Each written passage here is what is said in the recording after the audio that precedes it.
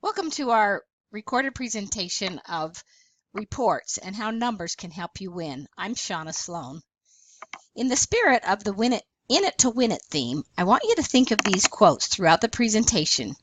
Remember that luck is what happens when preparation meets opportunity, and the smarter you play, the luckier you'll be. So today we're going to discuss how you can use your reports to be prepared to show up each day ready to play smart.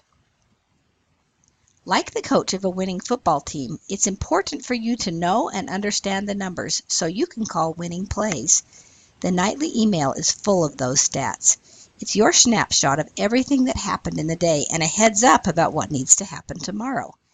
Make it a habit to open this report and spend 5 to 10 minutes every day reviewing the game film and providing feedback to your team.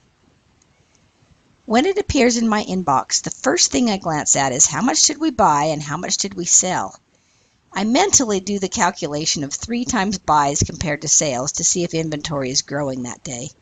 I'm not freaked out over a one-day imbalance like this one where buys are about half of sales, but I do look for patterns.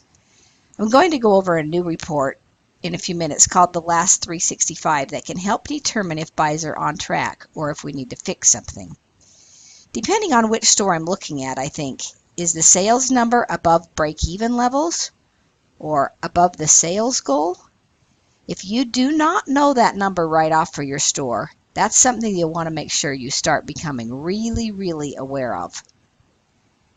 Then I look at KPIs like number of invoices. Each store has a number of invoices that's necessary for their break-even or their sales target. Do you know what that number is for your store? There are actually very few stores that can make it if they average just 45 invoices. Did they buy product from enough people? Did each shopper spend enough? In this case, the ADI is about $1.50 less than the target. In my West Valley store, consistently reaching the ADI target would increase sales over $1,000 a month without increasing the number of invoices. So that's a really important number. And are UPTs at least 5? If they're not, I'm thinking about what needs to happen so they will be. On the financial side, I check to see that the POS and the credit card terminal numbers match. In this case, they don't. I'll need to research why. If the terminal number is blank on your report, it's because your closers didn't fill that number in on the nightly email. So make sure they do that. If there's a check for a buy, I need to enter that into QuickBooks. Next, I'm looking for things that influence whether or not we hit the sales, the UPT, and the ADI goals. This shows the empty feet and the bins needed from Monday. Here's the list from Wednesday. They got a lot of projects done, but the most critical project, getting those sections filled, was not the focus. The product is available, it just wasn't brought into the store on Tuesday or Wednesday morning with instructions to the team to get it all out. So this triggers an email response back to the management team asking what the plan is to get these sections filled. So I've shown you a lot of cool numbers. If you could pick just one to manage from, what would that number be? We talked about ADIs and UPTs and buys and sales and number of empty feet.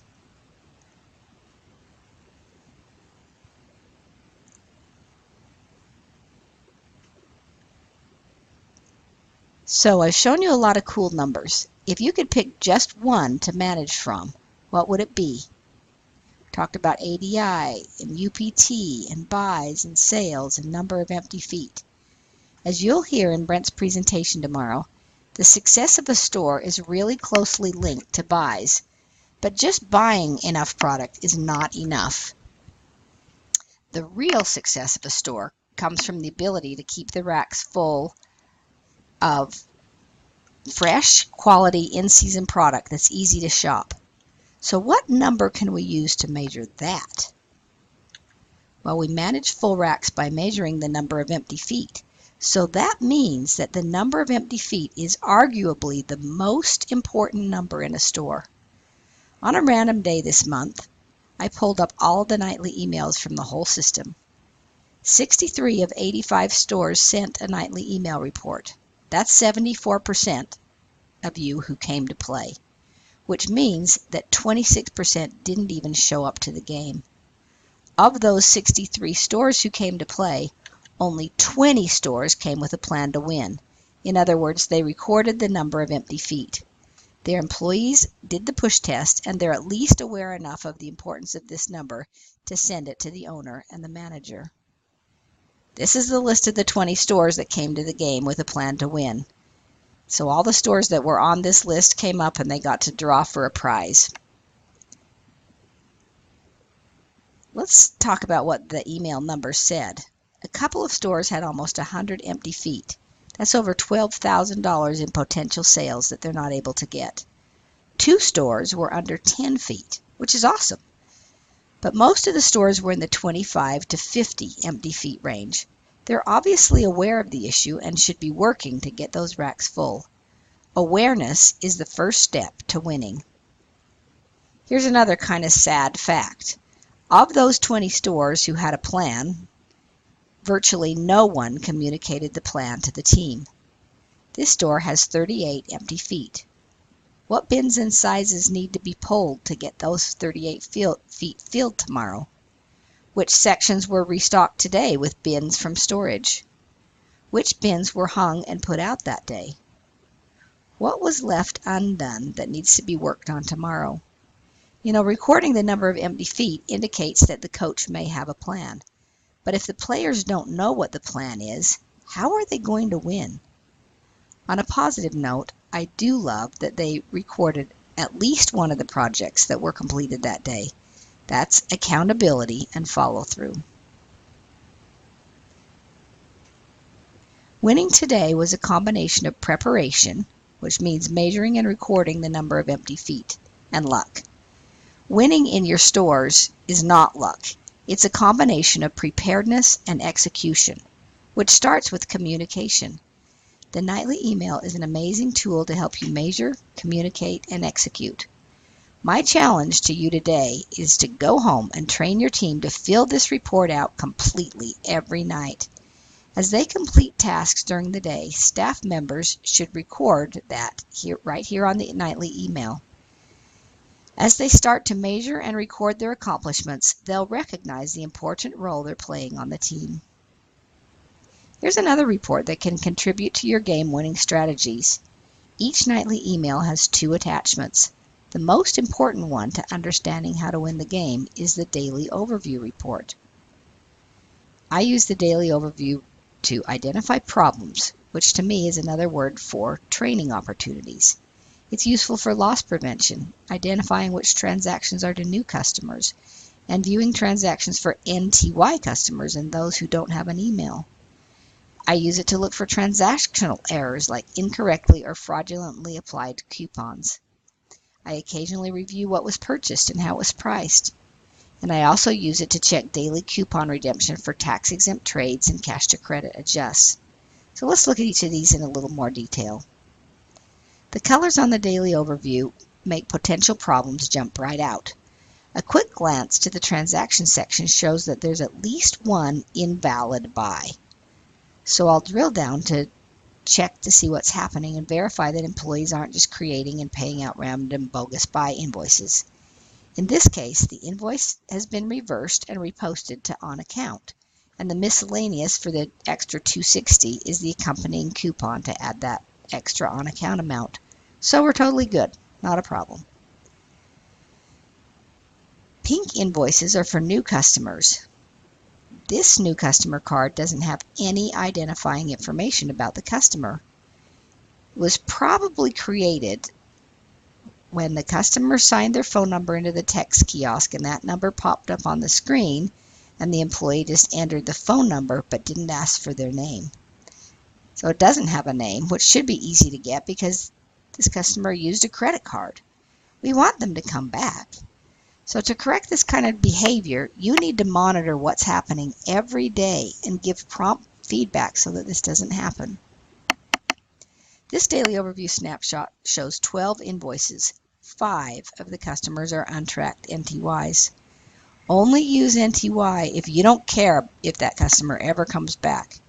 That shouldn't be more than a couple of customers a day who are from out of town. Otherwise, get a phone number and a name. And while I totally agree that a text number is much more valuable than an email, they both are important.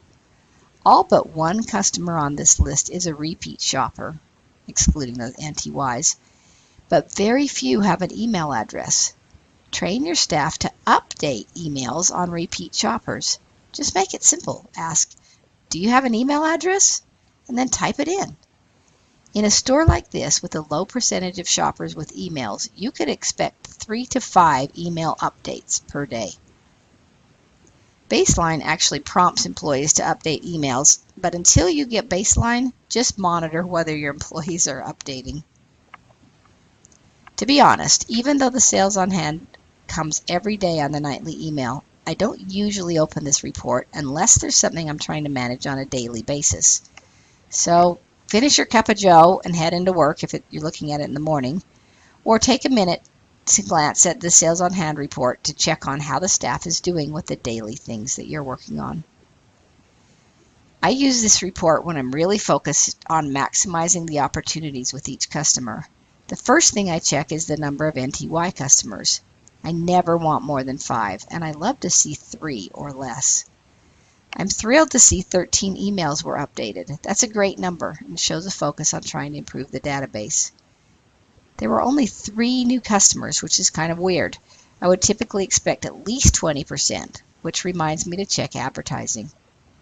Finally, I look at the number of vendors who did not make a purchase. 9 vendors did, but 18 didn't. That's a really high discrepancy. So why didn't those 18 shop? Were we behind on buys so we couldn't finish their buys while they were shopping? Did we tell them about the deals of the day? Did we talk about the benefit of selling and buying on the same day to get tax off their purchase? Shop and vend is a number that the team can definitely influence, so I make a note to discuss it in our buyer meeting next week. And the goal is that shop and vend is higher than vend only. 2 more vendors a day shopping would equal $1,500 more in sales. That's an easy win. If I want to know what we're buying and selling, I can look at line items on the daily overview, or I can go to the sales on hand report on the second page to view it at a glance. If buyers have been directed to be selective on what they're buying in, let's say, infant boys, I can look to see what's happening. This day we bought 42 items and sold 0. If these are all great items, I'm thrilled. But if these items are basically the same as the 2,000 pieces we already have, then we need to go over this again in buyer meeting. So I see that they bought 42 items in a size we don't really need. Are they pricing this product to turn before it hits a markdown? That's going to take me back to the daily overview report. I open up the buys. Here's one with a lot of boys 0 to 3 month product. I can't see the product, but what can I learn from just looking at the numbers on the report? Most of the outfits are priced at $4.99, and many are graded as 3-star. How do I know? It's right here in the item ID, 2-star and 3-star. So then I'm wondering, is an average of $4.99 a good price for boys 0 to 3 month outfits in this store? To answer that, I need to go to the average sold report. I don't have this report in my email, so I'll log onto the office computer at the store and run this report in IMAP. I'm interested to know how well boys 0 to 3 month outfits sold last year in the summer season. How many sold and at what price? So I put in the date range from February 1st to July 15th, and that incorporates our summer semi-annual sale.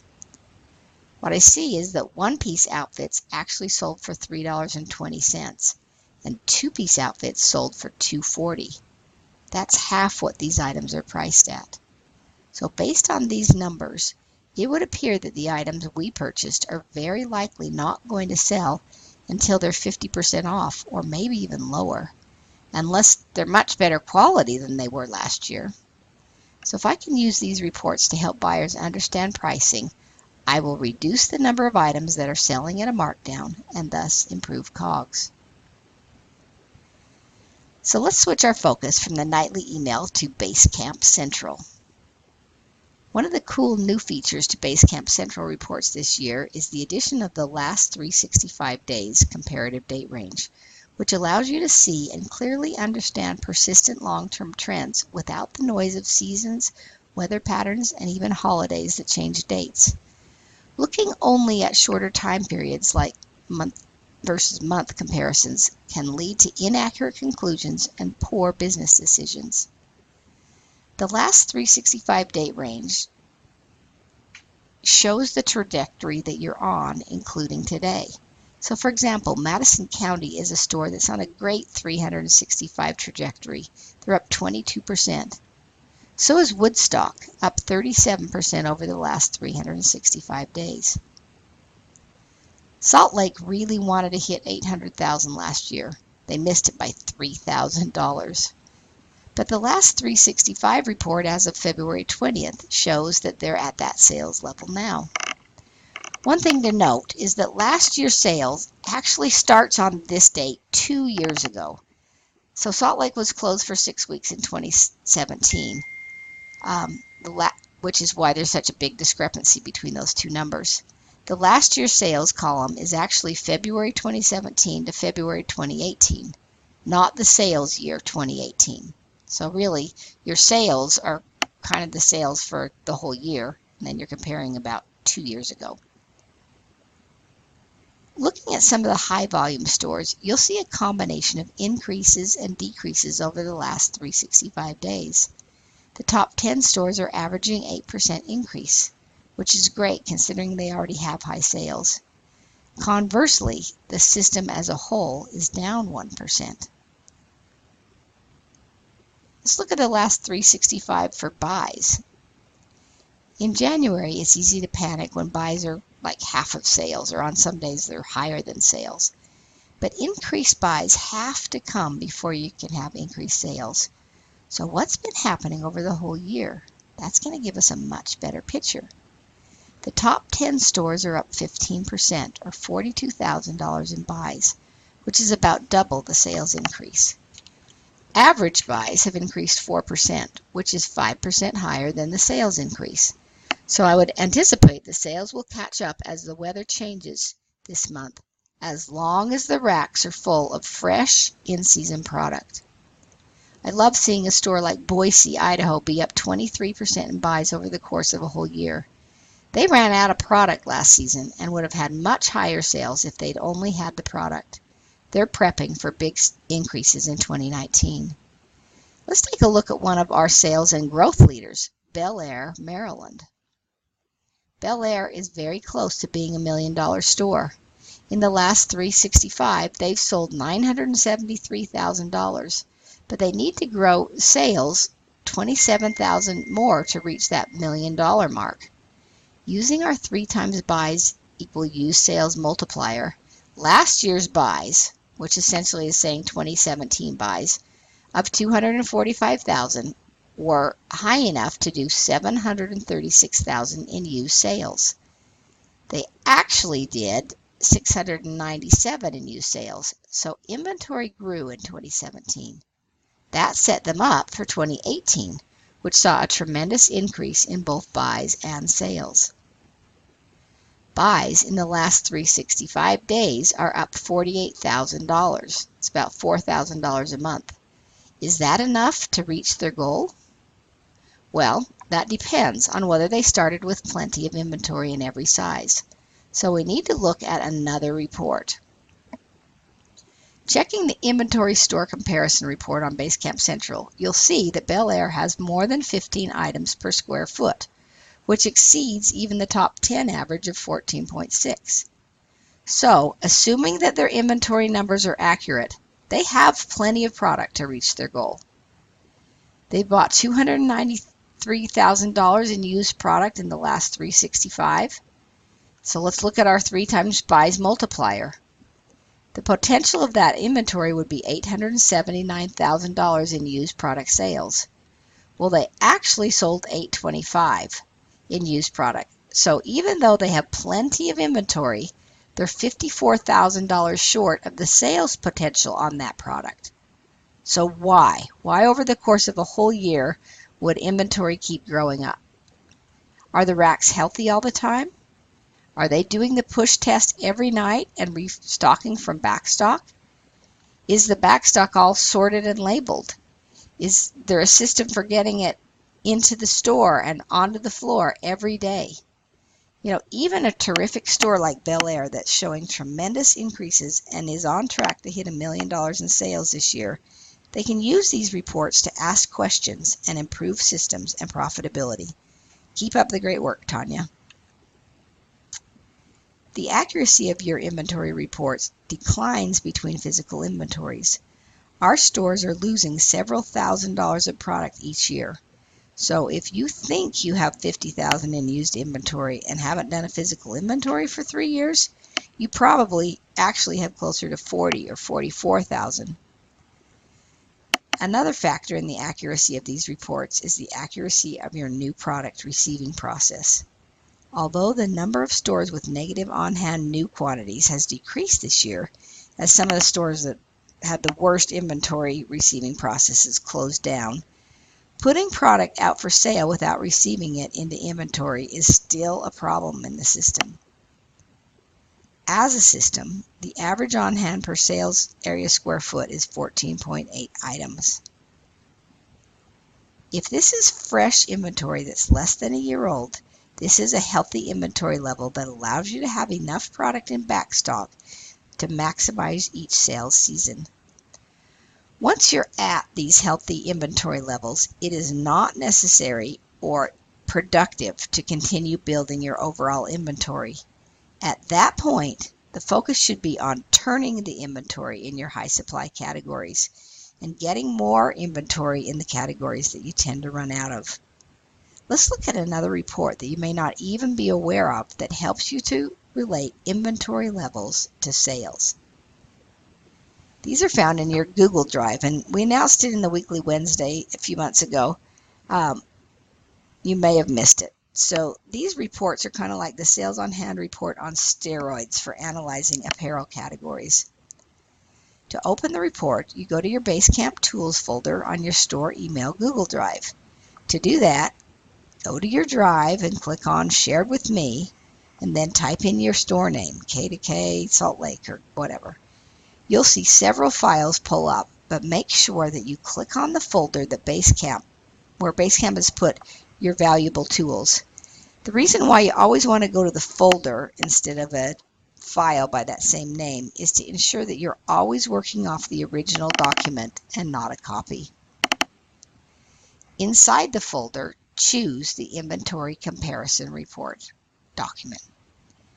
This report allows you to compare your sales and on-hand quantities by category to another store and then to the system as a whole. This data is collected from the sales on hand report. Having uniform data on that report is really important, which is why we did a sales on hand database cleanup last month. These numbers are a little hard to see, so I'll try to pull out the relative numbers and make them bigger. I'm comparing two Houston area stores, Atascocita and Houston Galleria. You just type in the store name here, and it has to be exactly how it's listed on the sales on hand report. So let's start by comparing boys 0 to 6 month sales for the fourth quarter of 2018, starting with the number sold. All the items that previously were size 0 to 6 are now grouped in the size 3 to 6 category, which is why these total numbers are so high. I'm going to round the totals for easy comparison. So Atascocita sold 60% more items, which makes sense because they have more than double the inventory. However, let's look at the sales numbers.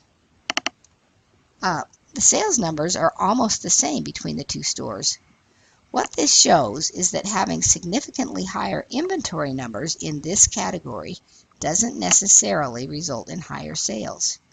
Houston Galleria's average sale price is at least 50% higher than Atascocita's, which is a luxury that the Galleria store has had since the day it opened. They just get amazing product. So raising prices is not the solution for Atascocita. Selling through their 6,000 plus items in this category is going to require some significant quality control with what's coming in, getting more on the floor, and price slashing for overpriced items on the rack to be able to move through twice as many items each month in these sections. For example, they could do their green stickers, their blue stickers, and they're blue, and then they're green, and then they're red, and then they could just go to straight to $1 on all those items that have been there for a while, so that they can put more things out. Now let's look at the system comparison.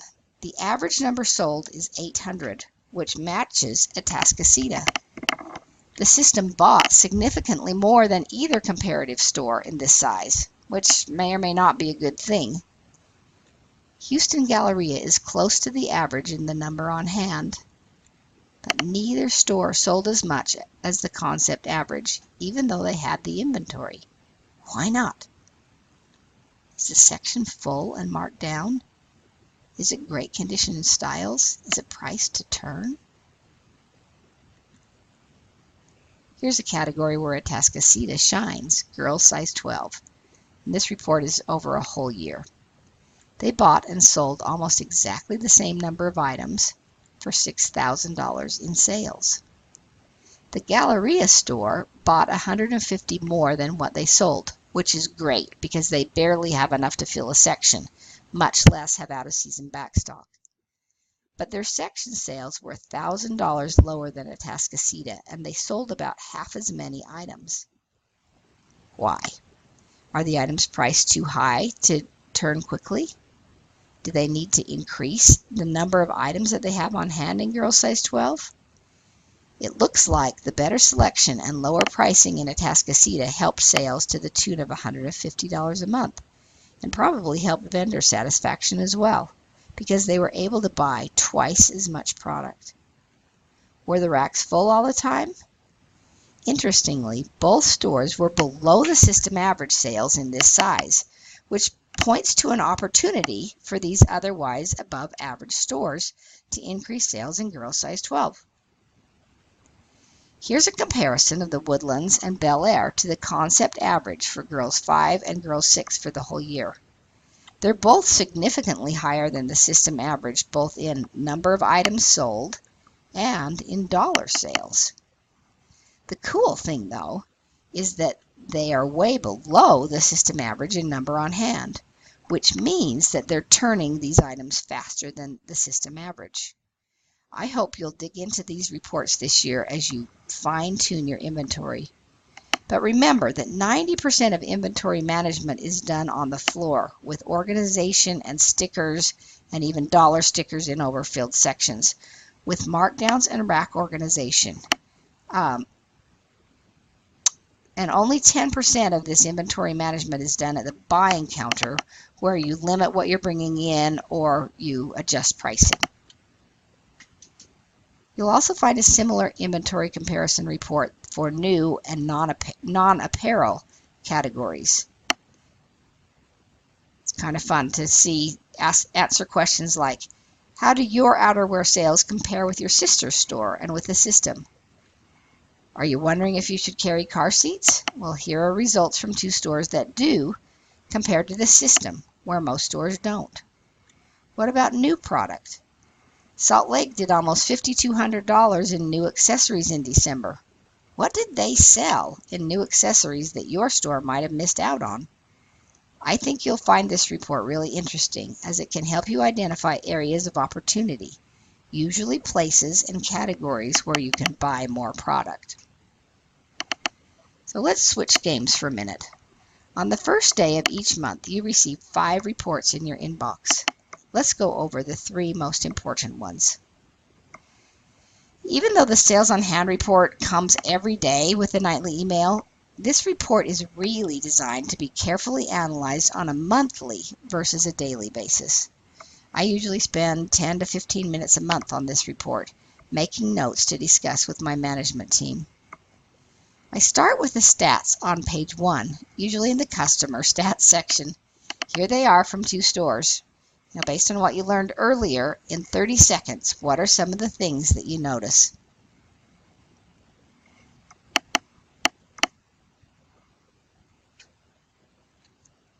I noticed shop and vend versus vend only. As I said earlier, I like to see slightly more shop and vend than vend only, because to me it's an indicator of product quality and also whether we're doing the buy while the vendor waits. One store is quite close to the goal. They just need to convert one more vendor a day to become a shopper. That's definitely an achievable goal. The other one on the left is a long way from that goal. So my action items. I would restock my front counter with impulse items. I would talk to my buy team to discuss strategy to do 3 fewer drop-offs per day. I would implement the tax-exempt trade program to give vendors an additional reason to shop. The next thing I look at is how we're doing with NTY customers. There should only be a couple of these per day. So 97, which is 8% of the total transactions, is the maximum amount, and it's a lot higher than what I would want to see. I'd like to see it closer to 3%. So, action item, review scripting with the team and make sure that everyone is signing into the text kiosk. Notice that these stores have similar numbers of new customers, 7 versus 8 per day. But in reality, the store on the left has 440 more new customers than this number shows. Those customers are just in their NTY bucket. Then I check the sales summary to see which direction inventory moved in. In this case, it dropped by almost $2,000 in 1 month, and it wasn't a semi-annual sale month. So this triggers all kinds of action items. Increase the investment in marketing for buys, look at number of items per buy, and evaluate buying policies. Can we make it easier to sell? I also look at COGS. This is October, so not a ton of markdowns, and I think 29% is a great number for used COGS. I can also see the inventory change when I look in the buys stats section. What does 3.88 mean? That's actually your buy multiplier. So in this month, used sales were 3.88 times what you bought. When that number is higher than 3, it means that inventory levels are decreasing. If it's in the 2s, that means you're buying more than you're selling. A UPT for the month of 4.72 is very disappointing for October. I would expect more like 5.5 in that month. So that triggers a check of new product impulse items and training the staff to use the text kiosks to upsell when they're close to earning another point. I'd say, you're at $27. If you pick out just one more item, I can give you 3 points today instead of 2. I'll also create a coupon tracking code for them to use when they upsell an item, so I can monitor progress on the daily overview report. 9% of invoices with a coupon seems quite high when the marketing plan didn't have any recommended coupons in this high volume month. That's going to trigger a look at the coupon report to see what those coupons were. I'll also make a note in my priorities book so we can reduce the number of coupons next year. I noticed that only 11% of invoices had a new item. This should be 33% of invoices, so I need to check the new product offering. It's the end of October when I'm looking at this report, so I've got November and December to go in this quarter. I'm going to check the priorities book to find out what new product we definitely should for sure have for the holidays. Gloves, CC beanies, and a great selection of new toys are imperative. We can make an immediate impact on sales if I get those ordered today. Take 10 more seconds and look at the cash management stats section for loss prevention. Draws and drops should match unless you put money from the till into the till from the bank, in which case draws will be higher than drops, like you see here. Dropping money from the till is an easy way for employees to steal because it doesn't show up as a discrepancy. If you're not watching this, you might not find it until you reconcile your bank statement, which unfortunately doesn't always happen right away. Sometimes it's too late to figure out what actually happened. Discrepancies under $20 probably aren't worth the time to research unless it's a consistent pattern, so we're good there. The other section that you might have been ignoring is the transaction type. Miscellaneous transactions are used as a tracking mechanism, and they should never have a value, except the one time is the coupon that we use to change payment type on buys. When a vendor decides to go with on account after you posted the buy in IMAP for cash, the M transaction coupon adds the extra payment, which hits COGS immediately. You want to check the coupon report to verify that the $32.83 was actually from this type of coupon. Transfers are another potential area for employees to cheat. I've had employees just transfer out the product that they want instead of paying for it. So if you have a big transfers number, check the process transfers to review what was transferred out. In this case, they don't. It's nothing to worry about. Then I turn to page 2. The first thing I like to do is go to the Data tab and add a filter so that the columns are sortable. Super cool. I eliminated a few columns in this view to make it easier to show here. The standard format that you get the report in, it's sorted by sales. But perhaps an even better way to sort the report is by margin dollars, so you can see which categories are paying your bills. It's not surprising at all that in December, toys and footwear were the highest margin categories. These categories sell quickly, and most items sell for full price. Outerwear came next, even in sunny Arizona. I'm not exactly sure what's in the new apparel category, but I can see that it yielded almost $2,700 in profits. As a manager or franchisee, you'll know what that apparel is and whether you need to reorder. If your store isn't doing new apparel, this could be a growth category for you. Sorting margin from low to high is also enlightening. Are these low margin sections worth the space in the store? And how can we get more margins from these categories?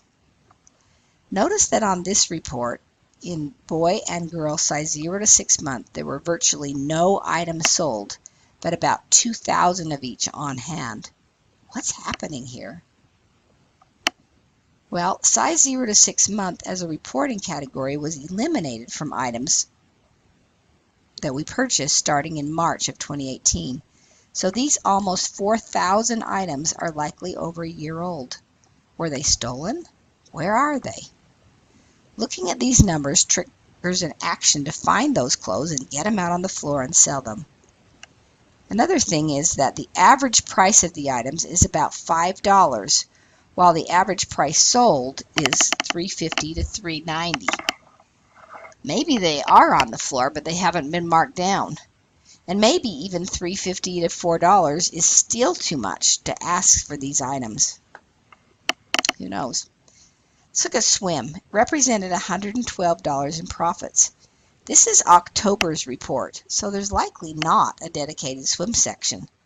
So for having a few swimsuits in each rack, these are pretty good sales. Dance was a surprisingly strong category in October. $600 in profits from what is probably an end cap or a 4-foot wall section. So that's amazing. This store does not have new dance, which makes me wonder if this would be a good new product profit center. Could having new dance be a traffic driver to bring a different kind of customer in? The sales on hand report should prompt you to ask as many questions as it answers. Another question that you may ask as you look at margins from low to high is this category even worth it? For example, I've been hearing how much my team dislikes all the weird miscellaneous stuff like bottles and parent aids and safety things. They lovingly call these areas the wall of crap. They and I are wondering if the space that they're taking up could be better used for something else. Well, let's look at some ways to figure that out. This stuff is definitely not easy to merchandise, and it's hard to keep it looking good, which is what spawned the moniker wall of crap. No question that if it looks like this, the space could definitely be better used for something else. And these came from 2 different stores. But what if the items are merchandised in less than prime spaces and are combined with new product? Are they generating sales and profits? To find the answer, I'd start with the average sold report from IMAP. I put in the date range for all of 2018, and I just selected the miscellaneous category. It shows that we did almost $9,500 in sales, or about $800 a month at almost full price. So maybe it's not a lottery win, but hey, I'll take it. When I drill down to view the subcategories, I discover that the biggest sales category on here is diaper bags. I feel like I regularly mark diaper bags down to 50% off, and my gut says they're not selling well. Maybe we should just stop buying them. That's why reviewing the numbers is so important. Guts aren't as good as brains, and feelings aren't as good as numbers. Diaper bags make up almost $3,000 in annual sales, which breaks down to 10 or 12 a month, or $250 in sales. And most of the diaper bags sold at full price, so the feeling that I'm marking them all down isn't correct. The next biggest sell category, miscellaneous category, is feed, which is wall of crap extraordinaire. We merchandise you and Nude's feed together, which maybe explains why we're selling almost $150 a month. We sold 275 miscellaneous things, whatever that might be, for over $100 a month in sales. And so they may be even the things that are merchandised on the shelf up a little bit high. What's interesting is that we sold them for more than full price. Notice the 101.91% of full price. Not sure how that happened, but I guess I like it. All the other little things that are on the miscellaneous end cap, including use, safety, and parent aids, and health and car and stroller accessories, adds up to $100 to $150 a month in sales at almost full price. Backpacks and nursing aren't merchandised on the wall of crap end caps, but they're also consistent sellers of about $100 a month. So what I learned is that the miscellaneous end cap has been producing $250 to $300 a month in sales. I know that we're picky on these things, which might be part of the success, but are there things we're passing on that might sell well? The diaper bag end cap sells 10 to 12 bags a month, averaging over $20. Based on sales, backpacks should not ever take up a whole end cap or prime merchandising space. They should be combined with something to create at least $250 a month in sales from their space. The wall of crap things sell best when they're combined with new product, so it's important to reorder TZ and Newbie regularly for a consistent offering. This store has plenty of end cap space, so it totally makes sense to continue buying the full assortment of things that a child uses or plays with, including weird miscellaneous accessories. Let's jump back to the monthly reports that come to your inbox. The coupon report is one of these. I spend 5 to 10 minutes reviewing this. It's most important in months that have promotions, like the mystery gift card, where I want to see what's happened in that month that's different. The best ongoing promotion was book club. There are actually 2 coupons for book club, which makes it really hard to interpret the results. It's interesting that the average discount is over $2.50, when the free book is supposed to be valued to $1.99. So I'm thinking it's probably not being rung incorrectly. So then my action item is, let's go figure out why the discount is more than the value of the coupon. And let's combine the cards onto one card that matches the book club card code, so that it'll be easier to read. And I'll put the other code into the UPC field. All right, I figured out why the discount is high. Look at the invoice count versus the coupon count. They're allowing customers to redeem 2 books on one transaction. What they're probably doing is saying that you can have 1 free book for each child. In fact, 108 customers got 2 books. So let's think about this. What is the marketing goal? Does giving out 2 books versus 1 increase shopping frequency? Does it increase the average invoice amount? Would they pay for the second book if they have 2 kids? Or does it just give away good books that they or other shoppers would pay for, reducing your ADI and your UPTs. I wouldn't recommend the one book per child policy. I would do it as one book per family. Let's talk about given coupons. They are purely used for tracking employee performance. This section should never have a discount. Why? Because they're not sale transactions. They're M transactions, and any discounted amounts go straight to COGS.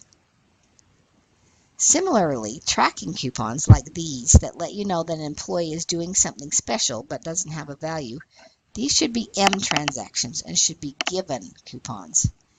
As S transactions, they add an extra item to the invoice that isn't really a sale, which skews your UPTs up and your dollar per item down. The top coupon in this store for November is the Vendor Savings Pass with 355 conversions. So I want to know, did this increase their shop and vend rate? I'll jump to the sales on hand report to check that. Well, I can see that they have 80 more shop and vend than vend only, so I'd say that's a success. Remember, we want to have more shop and vend than vend only, but to have 80 more is really great. Now, let's look at their monthly program results. This is November's report, so we should see mystery gift card redemptions, anniversary or pre-Black Friday sale results, and Black Friday sales results. 2 of these programs were not done in November, representing big missed opportunities. For Black Friday, they did 30% off the whole store, which was not what the franchise recommended. Well, how did that work? It drove 102 invoices for people who spent $8 above the average ADI for the month. The average discount was $11.40. So my question is, would 20% off the whole store have worked just as well and netted another couple $100 in profits? I think so, but I don't like going off feelings. Let's compare with the anniversary sale in that same store from 2017 when they did 20% off the whole store to verify that hunch. So 20% off versus 30. It's interesting to note that the lower discount on an earlier day in the month with more promoting yielded better results. This proves that shoppers can be excited about 20% off the whole store if it's a once-a-year event. And maybe Black Friday isn't as good of a day to do this offer as the week or 2 before Black Friday. So based on this data, next year I would invest in promoting the 20% off event for the anniversary sale with the rest of the franchise. Doing 30% off the whole store just dulls any future 20% off promotion, which in my mind is not a great strategy for winning. This is another nearby store's coupon report for the same month. Let's compare their 2 big promotions for that month. This store's pre-Black Friday offer of 20% off the whole store drew 56 coupon shoppers, which is about the same number of shoppers as they got on Black Friday with a 30% off apparel offer. Shoppers spent more when the discount was off the whole store, almost $32 versus $25. Now, let's look at the average discount amounts. $7.81 versus just $1.42 for the apparel sale. Why didn't shoppers save much with that offer? Were they only buying toys and equipment? The reason it wasn't a compelling offer is because in November, blue and green stickers are already 50% off and red stickers are 25% off. So there's not a lot of full price product to discount. And toys weren't discounted at all, which is the biggest draw to the store for the holidays. So next year, they should look to do a more compelling offer. Here's one more example of how I review a coupon report. 20% off the store for the anniversary sale brought 190 shoppers. The average discount was $7.77. So this shows that they promoted the event very well. The next most successful coupons are the tax-free trades, with 185 of them. I can see a mistake where the offsetting coupon wasn't posted correctly, but the charity bag charity Fill-A-Bag sale brought 118 shoppers who bought 125 bags and raised over $2,000 for Build On. 31 of those shoppers spent over $700 in the store too, leading to a great sales day. They also collected money from 103 shoppers for the Christmas Wish promotion. These are done as draws to the till, so this report doesn't even show the total amount collected. 32 $3 mystery gift cards were redeemed by 28 customers. These folks had to shop at least twice in the month to be able to redeem these. And the good news is that they spent the average amount on their second visit. Then finally, let's look at the frequent shopper redemptions. 43 coupons with an average discount of $16.18. So these folks were obviously saving up their full cards to spend for the holidays. When you've got your coupon report open, be sure to open your priorities books and add the results to the monthly marketing assessment page. Include the description and the budget for each promo so you can compare your return on investment with other programs through the year. Document your sales, your invoices, and any other important KPI numbers. The point of this documentation is to help you make better decisions with future promotions. All right, let's switch games again. Back to the monthly reports that you get in your IMAP email. This one is the inventory aging report. It's a really important report that we're going to be placing more emphasis on in 2019. I recommend opening this up every month and spending just 5 minutes reviewing the numbers. You'll be able to see if you have plenty of fresh product to meet your sales goals. What we learned from the store closures this year is that the lack of great, fresh merchandise, which shows up on this report, was a huge factor in their demise. A high percentage of old inventory results in loss of customers and loss of sales. The number and percent of items that are over a year old will be high if you don't get through your backstock in a season and if you don't transfer items out that went through a season but didn't sell. I anticipate that these 366 plus day-old item numbers will decrease as a system in 2019 as we complete inventories in all the stores.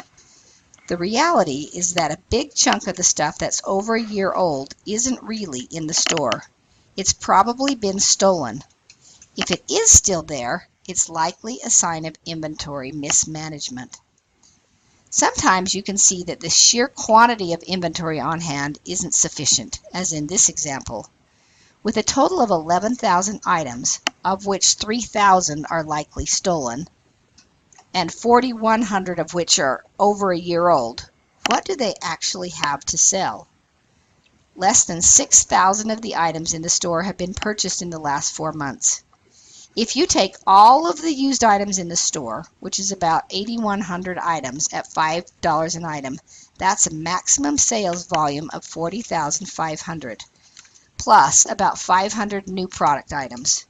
So maximum sales of $43,000 if everything sold at full price in 1 month, which isn't going to happen.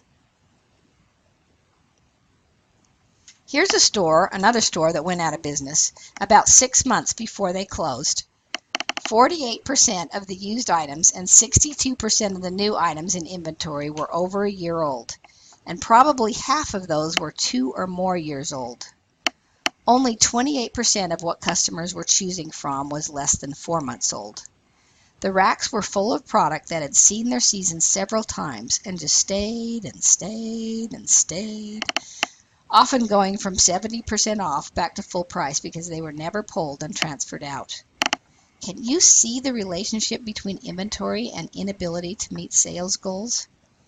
The reality is that product that's over a year old is a losing hand.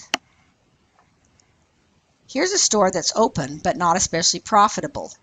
What indicators could you focus on as a manager? Well, I'd start with the aging new product. What is it and where is it? I would mark it down if it's really there. If not, I'd be planning a physical inventory.